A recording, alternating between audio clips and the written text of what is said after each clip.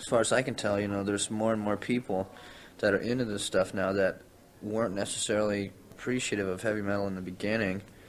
It's just a matter of what the messages the bands are parlaying to someone else and what they're trying to express, the direction and stuff like that. If people don't like your direction, or if you're like into a band that has only one direction, like say for example satanic metal or something like that, you can't really delve into different topics and issues and stuff, and we've kind of left it open for us to do all kinds of stuff, you know what I mean? Mm-hmm. So I would say that the metal scene right now is getting stronger and stronger, as long as the musicians in the scene don't get dormant and redundant and stay in the same mode of thinking forever, with the blood and guts and violence and hatred, I just wanted the record to turn out the best way possible because, to me there's only one right way to do a record, and that's making it sound good, making sure that there's no mistakes on it, because, once you do a record, it's kind of like a time capsule. You can't go back to it and say, well, give me a little chisel and I'll chip out this piece of the record, and stuff. And I think that if you take your time and you really listen and make sure that you're satisfied first, then everyone else will be satisfied, because, of course, you know what you want out of your song. And if you know in the back of your head, oh, God, there's that squeaky note in there, or you hit a bad, chord or something, I'm sure other people are going to catch it, too. It's not just because you played it that you're the only one that's going to hear that bunk note. No, because I pretty much knew what I wanted. Plus it's helping me learn how to produce better. The more experience I get in the studio, I recently produced a band called Sanctuary, and that turned out pretty well. It's my first attempt at being a solo producer, and they got signed to Epic, so my first chance. I'm a major label producer now, and it's pretty reassuring to know that you can do stuff right. Especially the way people look at us right now, and they think that we're all screwed up and on drugs, and that we don't care about our environment or the people that we're surrounded by. I feel that that's a bunch of BS, because, if you really want something bad enough, you can get it. It's just determination and the integrity. If you're going to sell your soul to get something, or if you really want to do it and not take any, don't have any reservations about what you want. If you're going to compromise for something, then it's not really worth it. Obviously, we've been rejuvenated a little bit because of the success the record's had right now. It's evident that this record and the band is much more consistent and cohesive. I think that the band that we had before with Chris and Gar in it was there's a lot of animosity going on. There's a lot of personal problems that they had, and they're great musicians and all that. I wish them the best of luck, but I don't think that they were really cut out for Megadeth. When I started off, I knew that time was of the essence and that I would probably be replacing a few people, but I wanted to get going, start moving and improve. And it's just like, a coach for a team. You start off and you keep switching players around until you get your best lineup, and that's what I basically did.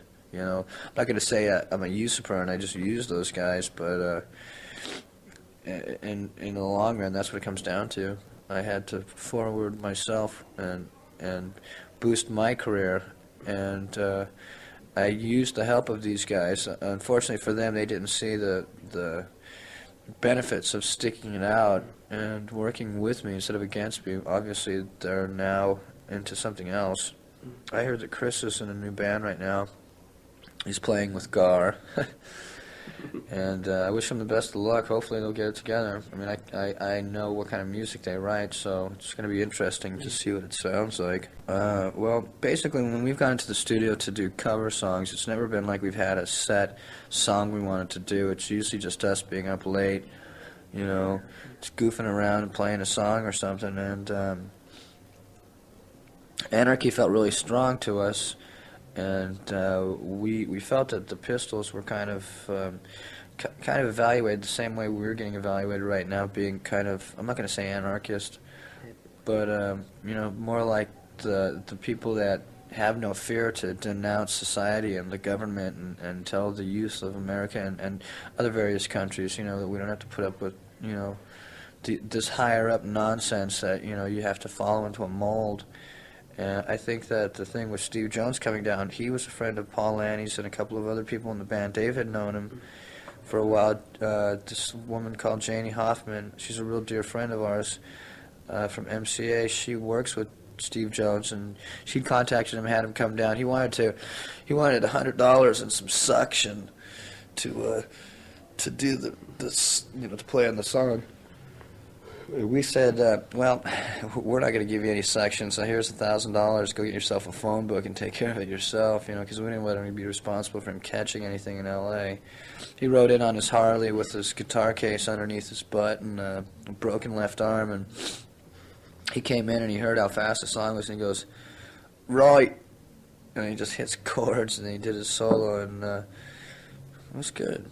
Yeah, he really digs Anarchy because apparently they just got through their legal battle with their publishing crap with Malcolm, and I guess, to make a long story short, now he's starting to reap some of the benefits off of the song that he should have 10 years ago, and now since this one's doing so good, he's getting publishing off of it, and it's I'm not going to say revitalized, but it's I don't know what the word I want to say is, but his record's been reborn. The Bollocks record is, it's getting new circulation. It's picked back up again. People are looking at it and saying, like, wow, what is this Anarchy stuff that Megadeth did? And they dig around and they find the Sex Pistols version. Granted, that one's slower and Johnny sings a little different, but the message is still the same. I think Censorship is kind of like the old witch hunts back in 1800s, whatever, and people are just crazy, and when they don't like something, they try and find the culprits and eradicate all these troublemakers and stuff. And it's like, we're not witches by any mean. And I think that when they try and take away your freedom of speech, that's not fair. In our Constitution, there's rights we have: freedom of speech, freedom of this, freedom of that. And for Tipper Gore and the PMRC to try and chastise our listening and stifle what we would prefer to hear, plus try and feed our minds with what they think is proper, that's stupid. In the Bible Belt, they burn our records, and I mean, I love it because they only get one play out of it, so burn, baby, burn, get another record. But with the censorship thing, I think that the people that listen to our music are smart enough to know the difference between right and wrong in the first place. Well, the day that Cliff died, I'd gotten a phone call from a friend of mine, Metal Maria, that lives in New Jersey, works for Johnny Z, and she'd called me up and said, Dave, have you heard yet? And I went, heard what? She goes, Cliff died, and I went like, yeah, right. And then she started crying, and I knew that she was serious. And I got all bummed out, and I grabbed my guitar because it's the only thing in my life that hasn't screwed me yet, I mean, you couldn't turn to anybody and say, oh, man, my friend died, blah, blah, blah, without them giving you some kind of baloney rap, with, trying to tell you, oh, things are going to be better, It's not true. I picked up my guitar and I started writing music for it, and that's probably one of my favorite songs I've ever written. It's not the heaviest, it's not the fastest, but it's got a lot of sentimental value for me because I was pretty close to Cliff. A lot of times when I'm really irritated about something, I won't want to touch the guitar. But when things are working out, and on the other hand, things could be absolutely fine and I won't want to touch it. It's just a matter of, if I'm lonely or if I just want to kill some time or if, I mean, I do warm up before we go on stage and practice quite a bit and everything, but I think that the guitar is like more or less an escape for me than, it's not like a partner, it's like a tool. It's kind of like a magic carpet, you know what I mean? I can pick it up and disappear. Well, I'm not trying to gloat and say that I have anything compared to Aesop. I'm just saying that, the moral of the story, some of the songs are positive all the way through, some of them are really negative in the beginning and end positive. That's kind of one of the things that I really enjoyed the most about writing is that, you can not subliminally mind feed our audience, but you can talk about stuff as brash and as obnoxious, as you want, different topics about all kinds of things, as long as there's one seed in there of hope, Like Bad Omen off of our last record, Peace Sells, was about a satanic orgy, but at the very end it says that no one can be saved. They wait for his blessings, but down comes the worst. You know, it's not so blatantly obvious that it's saying like, you know, naughty naughty, this kind of stuff. But you know, I mean, it's for the reader to decipher in his own ways, I guess. I heard that Pink Floyd song, "You bought a guitar to punish your ma," and I punished her. But I don't know. I think to me, guitar was always, you know, a fun way to make noise, and having that volume and different tones coming out of your body, you know, just by fingering around the neck differently. It's kind of a feeling of domination in a sense, because you can control your instrument and make sounds out of it, and then you see that, you know, like that old saying, beauty and or music soothes the beast or whatever, right? Yeah, right. That to me is like, you know, you see other people sitting there and you see them kind of moving around a little bit, you know, and you're going like, well, maybe I can reach in and touch a black spot in somebody's life and make them, you know, forget about, you know, their lousy job and forget about their bills and, you know, the fact that they probably have got herpes and AIDS, or they're dying, or cancer or whatever, you know. It just makes them forget about their problems for the time being and just let it go. You know, last night some jerk pulled a knife on somebody in our crew, cut his hand up, and he got the hell beat out of him. I'd like to find who the guy is so I could sue him and then beat the shit out of him again. You know, because, you know, as far as I'm concerned, you know, weapons are one thing, but at a concert, I don't want that shit there. You know, I don't want to even know someone's coming to our gigs with weapons. It's interesting you picked, what, Hotter Than Hell? Yeah, that's the first record I ever had. I was playing hockey when I was a kid, and I had this huge down jacket on, and I went to a record store, and I shoved it up the back of my jacket and walked out, and I feel pretty cheesy now that I did that, you know, because I've been trying to stay away from stuff like that, like stealing and getting into trouble. But, you know, it influenced my life pretty heavily. You know, just listening to that, seeing the makeup, you know, seeing the intensity, the effect that it had on the adults and everything. You know, not wanting their kids to listen to Kiss and stuff like that. And I love the solo in Strange Ways. The tone on his solo is really good. Ace, Angus, Michael Schenker, Ted Nugent. You know, some of the old greats. Jimmy Page really, I can relate with him a little bit, because it's not what he does or how he does it, it's just what he goes for. Because, you know, I mean, granted, Jimmy Page is a legend, but if you listen to him, he's kind of a little sloppy. And a lot of people have said that I'm kind of like that, because, you know, I really don't always execute perfectly, but it's what I go for. Mm-hmm. You know, and I don't want to be, you know, so wrapped up in perfection that I lose the feeling or the emotion of the guitar, because to me a guitar is kind of an extension of yourself, your anatomy.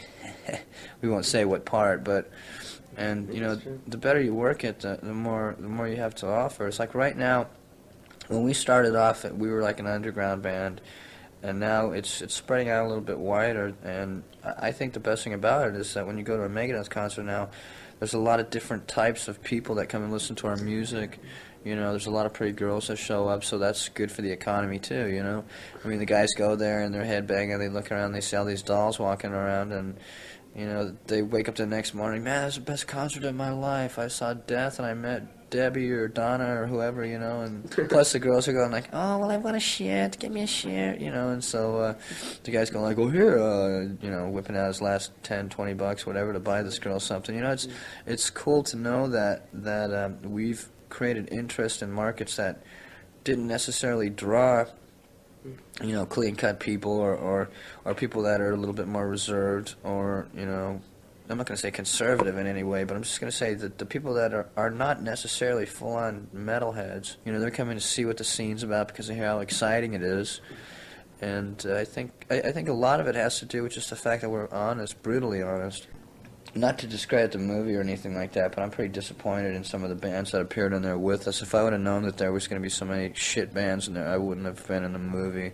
We went and saw it, and they had like 2 clips on me, 1 clip of Junior, and then they showed one of our songs, and the rest of the movie was all these lousy crap bands from L.A. talking about how big their you know what is, and how big their guitar is, really.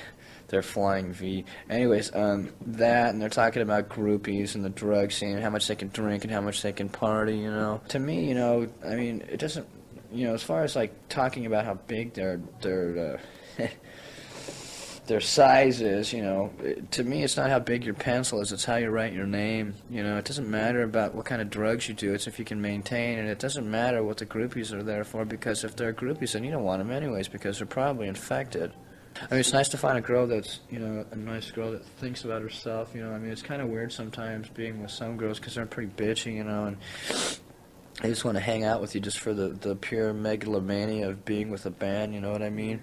But I think that, if you put all these bands into like a blender and you pour them out, you wouldn't be able to tell the difference. They're all like non-fat, it's still, to me, I was really disappointed with the movie because a lot of people were saying, well, you guys have the best footage in the movie, and I'm thinking like, well, great, compare me to some of those shit bands, how can you, and you got Paul Stanley sitting there laying in a bed full of girls, like he's really cool, and Gene Simmons is going around saying, the Pope doesn't get laid, I get laid. Who needs to hear that shit? Yeah, I was way disappointed in Paul Stanley and Gene Simmons when I saw that, because, I mean, bad enough as it is, everyone knows that they're sluts and they got, like, all kinds of people, hanging outside of their room to screw them every night, I mean, we're not into that. We're into it for the pleasure of music and watching people sweat and watching them wake up the next morning with swollen necks the size of their waist, you know what I mean?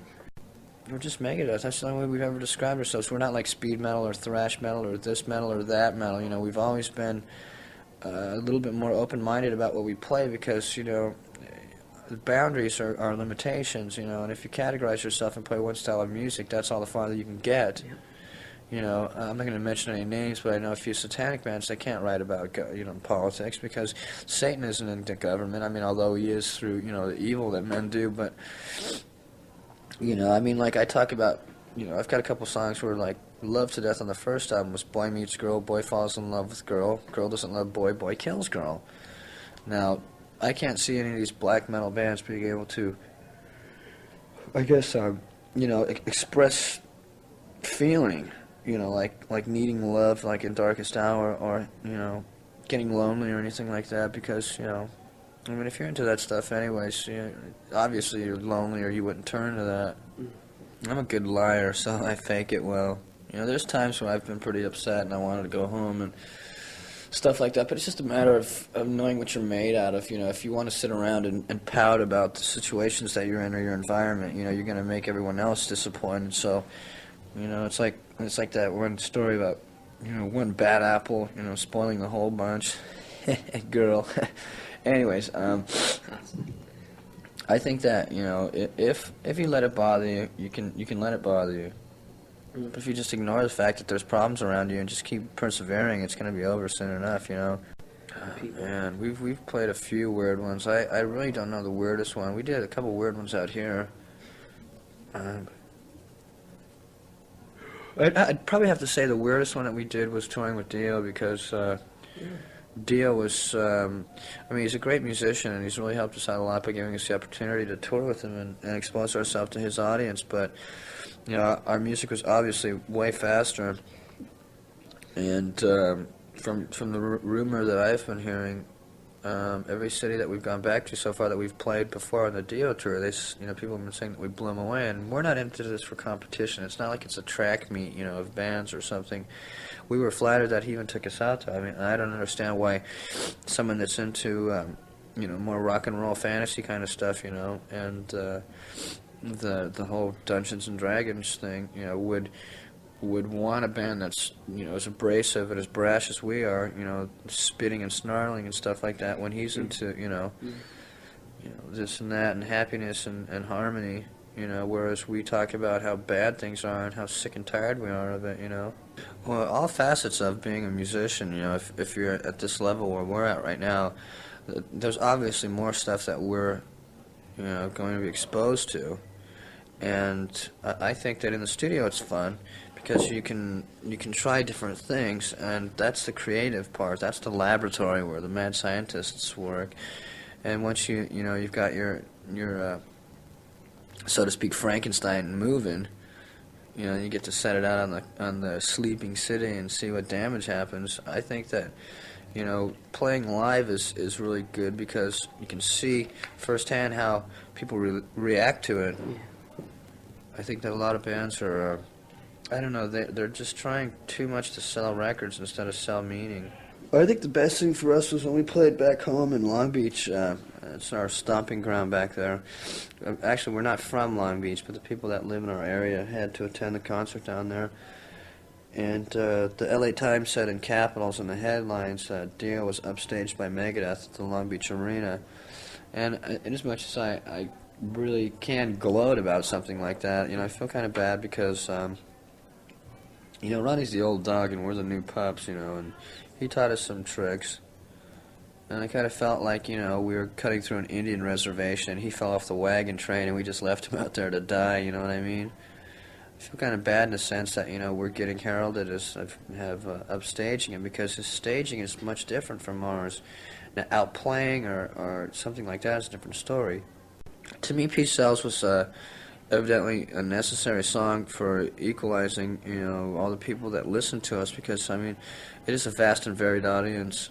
I think that a lot of people, they look at themselves in the mirror and they wonder, is anybody else out there like me, Because there's supposed to be the basic 12 tribes of Israel or whatever, right? So there's 12 different types of people.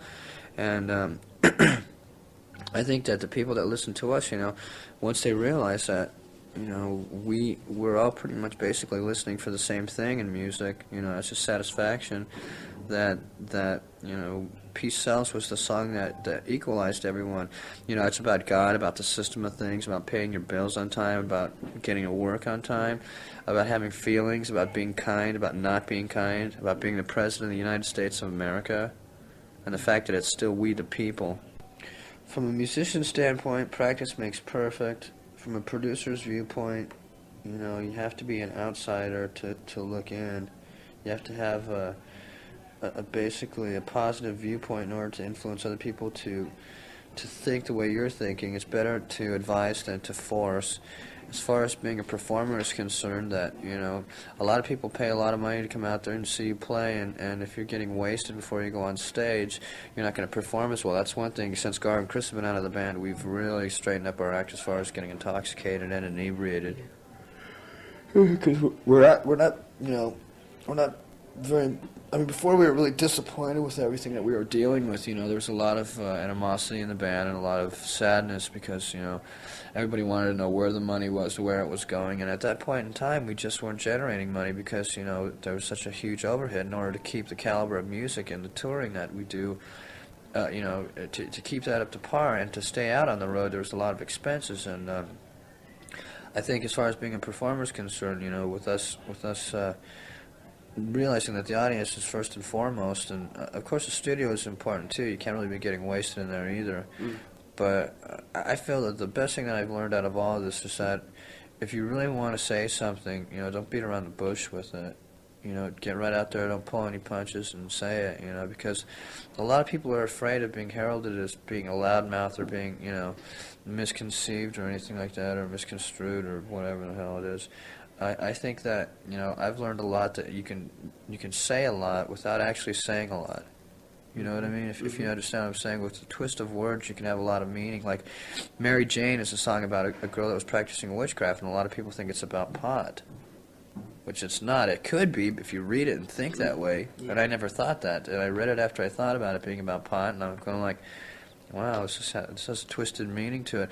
I think that, if musicians that follow us realize that, excuse me, that we're